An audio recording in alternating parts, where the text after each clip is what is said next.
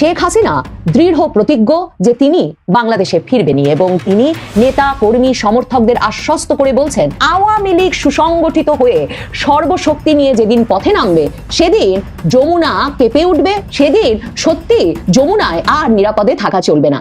ভুটানের প্রধানমন্ত্রী কি ভারতের কোনো বার্তা নিয়ে এসেছেন? ৭১-এর পুনরাবৃত্তি হতে যাচ্ছে কিনা? ৭১-এ যেমন ভুটানকে দিয়ে স্বীকৃতি দিয়ে বাংলাদেশকে মুক্ত করা হয়েছিল, ঠিক তেমনি আজকে ২০২৫-এ এসে ভুটানকে ভারত কোনোভাবে কূটনৈতিকভাবে এগিয়ে দিল কিনা? ইন্টারপোল এ বিষয়ে হস্তক্ষেপ করবে না। ইন্টারপোল শেখ হাসিনাকে গ্রেপ্তার করবে না। শেখ হাসিনা যথাসময়েই ফিরবে। ভারতবর্ষ কূটনৈতিক চ্যানেলে তার জন্য যা ব্যবস্থা করার করবে। আসসালামু আলাইকুম প্রিয় দর্শক, নতুন একটি নিউজে আপনাদেরকে স্বাগতম। দর্শক, বাংলাদেশের যে বর্তমান রাজনৈতিক প্রেক্ষাপট এবং যে পরিস্থিতি সৃষ্টি হয়েছে তারই আলোকে আপনাদের সামনে বেশ কয়েকটি গুরুত্বপূর্ণ ভিডিও নিয়ে হাজির হয়েছি, যার কিছু অংশবিশেষ ভিডিও শুরুতেই দেখেছেন। দর্শক, ভিডিওর শুরুটা দেখেই কিন্তু বুঝতে পেরেছেন আজকের ভিডিওটা কতটা গুরুত্বপূর্ণ হতে চলেছে।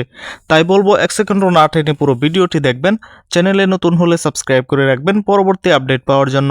ভিডিওতে একটি লাইক করে দেখতে থাকুন সম্পূর্ণ ভিডিওটি। তিনি ভাবছেন এই মাসনাদ তিনি দীর্ঘ সময় ধরে রাখতে পারবেন। তিনি জানেন আওয়ামী লীগ সুসংগঠিত হয়ে সর্বশক্তি নিয়ে যেদিন পথে নামবে সেদিন যমুনা কেঁপে উঠবে, সেদিন সত্যি যমুনায় আর নিরাপদে থাকা চলবে না। শেখ হাসিনা তার নেতাকর্মী সমর্থকদের সঙ্গে সাম্প্রতিক বক্তব্যে এই কথাটাই বলেছেন।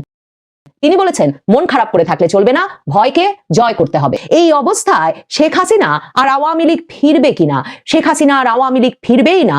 ব্যাট হাতে স্টাম্প হাতে যারা আওয়ামী লীগ বেরোলে পেটাবেন বলে রাজপথ প্রহরা দিচ্ছেন, তারা গলা ফুলিয়ে এসব কথা জোর জবরদস্তিতে কিছুতেই আর বাংলাদেশে আওয়ামী লীগ ফিরবে না, শেখ হাসিনা ফিরবে না, আপনাদের আপা ফিরবে না যখন বলে বেড়াচ্ছেন, তখন শেখ হাসিনা দৃঢ় প্রতিজ্ঞ যে তিনি বাংলাদেশে ফিরবেনই এবং তিনি নেতা কর্মী সমর্থকদের আশ্বস্ত করে বলছেন যে মন খারাপ করবার কিছু নেই এবং তার চেয়েও গুরুত্বপূর্ণ ভয়কে জয় করা।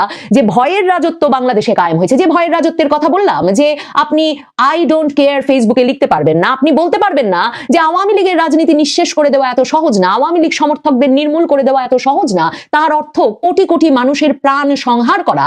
এই কথাটুকু বলবার মতো স্পেস যেই দেশে রাষ্ট্রে সমাজে নাই, সেই দেশে রাষ্ট্রে সমাজে এখন সবচেয়ে গুরুত্বপূর্ণ ভয়কে জয় করা এবং ভয়ের এই বাতাবরণ, ভয়ের যে রাজত্ব এরা কায়েম করেছে, সেই রাজত্ব ভয় যদি মানুষ কাটিয়ে উঠতে পারে তাহলেই সেই মসনাদ কেঁপে যাবে।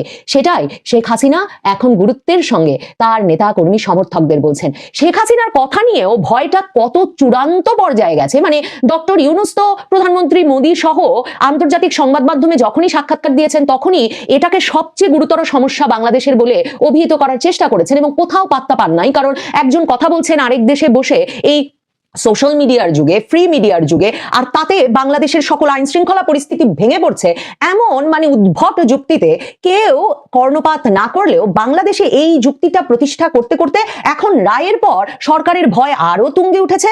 সরকার সাইবার সিকিউরিটি এজেন্সি, সাইবার সুরক্ষা এজেন্সিকে দিয়ে সংবাদ মাধ্যমকে ধমকে বলেছে যে বাংলাদেশে যাতে জনস্বার্থে, জাতীয় নিরাপত্তার স্বার্থে মানবতা বিরোধী অপরাধের দায়ে মৃত্যুদণ্ডপ্রাপ্ত সাবেক প্রধানমন্ত্রী শেখ হাসিনার কোনো বক্তব্য প্রচার না করা হয়। এবং জাতীয় সাইবার সুরক্ষা এজেন্সি উদ্বেগের সঙ্গে লক্ষ্য করেছে যে প্রিন্ট ও ইলেকট্রনিক সংবাদ মাধ্যম এবং অনলাইন নিউজ পোর্টাল দণ্ডপ্রাপ্ত এবং পলাতক আসামি শেখ হাসিনার বক্তব্য ও বিবৃতি প্রচার করার মাধ্যমে সরাসরি সহিংসতা, বিশৃঙ্খলা ও অপরাধমূলক কার্যকলাপ সৃষ্টির আহ্বান বা নির্দেশনা ছড়িয়ে দিচ্ছে। ভাবুন তো, কারণ ভয়টা হচ্ছে শেখ হাসিনার বক্তব্য শুনলেই যদি আওয়ামী লীগের নেতা কর্মী সমর্থকরা চাঙা হয়ে ওঠেন আর তারা যদি তাতে সাহস পেয়ে সংগঠিত হয়ে ওঠেন, ডক্টর ইউনূস জানেন, তার রাজনৈতিক মিত্ররা জানে, তার যেসব রাজনৈতিক মিত্রদের শক্তিতে তিনি ভাবছেন এই মাসনাদ তিনি দীর্ঘ সময় ধরে রাখতে পারবেন, তিনি জানেন আওয়ামী লীগ সুসংগঠিত হয়ে সর্বশক্তি নিয়ে যেদিন পথে নামবে সেদিন যমুনা কেঁপে উঠবে, সেদিন সত্যি যমুনায় আর নিরাপদে থাকা চলবে না।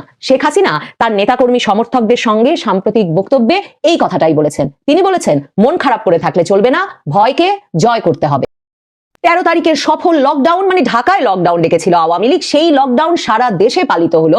16-17 তারিখ শাটডাউন কর্মসূচি ছিল আওয়ামী লীগের, কিন্তু আওয়ামী লীগ পথে নেমে আসতে পারে, আওয়ামী লীগ না জানি কি ঘটিয়ে ফেলতে পারে, সেই আতঙ্কে সেই উদ্বেগে সারা দেশে জামায়াত শিবির সহ ইউনূস সরকারের মিত্র রাজনৈতিক দলগুলো, বিশেষ করে জামায়াতের সমমনা 8 দলগুলো, তারা ঘোষণা দিয়ে পথে ছিল এবং রায় হতে না হতে তারা এক্সক্যাভেটর নিয়ে 32 নম্বরের দিকে রওনা হয়েছে, যে যাতে 32 নম্বর ভেঙে তারা প্রমাণ করতে পারে তারাই শক্তিশালী পক্ষ, তারাই বিজয়ী পক্ষ। কারণ আওয়ামী লীগ পেটাবে, আওয়ামী লীগের সঙ্গে সরাসরি সংঘর্ষে জড়াবে, দেশে একটা সহিংসতা চূড়ান্ত পর্যায়ে নিয়ে যাবে, গৃহযুদ্ধ বাঁধিয়ে দেবে। এই রাজনৈতিক পরিকল্পনা যাদের ছিল, তাদের অনেক পরিকল্পনা ভেস্তে গেছে আওয়ামী লীগকে মাঠে না পেয়ে, এবং তাদের জন্য তখন আবারও 17 তারিখ রায়ের পর আরেক দফা ঢাকা সহ সারা দেশে আওয়ামী লীগের নেতাকর্মী, সাবেক প্রেসিডেন্ট আব্দুল হামিদ সহ নেতাকর্মীদের বাড়িতে আগুন দেওয়া, ভাঙচুর করা, লুটপাট করা, মানে যেগুলোকে সরকার কিছুতেই অস্থিতিশীলতা সৃষ্টিকারী বা সহিংসতা সৃষ্টিকারী ঘটনা বলে মনে করে না, সেসব রাজনৈতিক কর্মকাণ্ড, যেসব রাজনৈতিক কার্যক্রমে সরকারের কোনো নিষেধাজ্ঞা নাই, সেসব রাজনৈতিক কর্মকাণ্ডে জামায়াত, তার সমমনা 8 দল এবং ছাত্র শিবির মিলে পরিস্থিতি এমন গরম করে রেখেছিল যে আওয়ামী লীগের জন্য 16-17 তারিখে সেভাবে আর কমপ্লিট শাটডাউন পালনের প্রয়োজন হয় নাই, প্রতিপক্ষই সেটা পালন করেছে। এই বক্তৃতায় শেখ হাসিনা মনে করিয়ে দিয়েছেন যে তাদের লাগাতার কর্মসূচির কারণে যাতে কোনো শ্রমজীবী মানুষ এমন কষ্টে না পড়েন, মানে যারা দিন আনে দিন খান, তারা এমন কষ্টে না পড়েন, সেটা তাদের মাথায় রাখতে হচ্ছে যে তাদের পেটে টান পড়ে। অন্যদিকে তাদের মাথায় রাখতে হচ্ছে যে তাদের এই কর্মসূচির সুযোগে একটা সহিংস পরিস্থিতি সৃষ্টি করতেও যেন কেউ সুযোগ না পেয়ে বসে।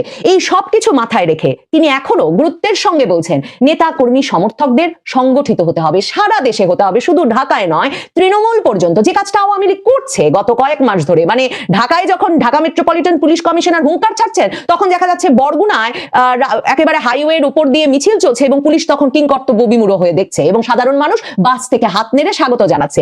এই পরিস্থিতিটা বজায় রাখতে বলছেন শেখ হাসিনা। শেখ হাসিনা বলছেন 15ই আগস্টেই তো তার মৃত্যু পরোয়ানা হয়ে গিয়েছিল, 1975 সালের 15ই আগস্ট। কাজেই বেঁচে যখন আছেন দেশে তিনি ফিরবেনই, এবং তাকে নিশ্চয়ই পরম করুণাময় এমন কোনো উদ্দেশ্য নিয়েই বাঁচিয়ে রেখেছেন যে কারণে তিনি বেঁচে গিয়েছিলেন 15ই আগস্ট, সেই একই কারণে পরম করুণাময় তাকে বাঁচিয়ে রেখেছেন 5ই আগস্টেও। এবং ভেবে দেখুন, 1975 সালের 15ই আগস্ট বঙ্গবন্ধুর বিবাহিত এক কন্যা, যিনি সংসার করছেন, দুটো ছোট ছোট শিশুর মা, তিনি যে রাজনীতিতে এসে বাংলাদেশের রাজনীতির পুরো মোড় ঘুরিয়ে দেবেন, সেটা কি বঙ্গবন্ধু জীবিত থাকলে, বঙ্গবন্ধুর পুত্ররা জীবিত থাকলে, বঙ্গবন্ধুর শীর্ষ নেতৃত্ব, আওয়ামী লীগের শীর্ষ নেতৃত্ব জীবিত থাকলে এমন ঘটনা ঘটাবার প্রয়োজন হতো? কাজে নিশ্চয়ই অন্য কোথাও হিসাব হচ্ছে।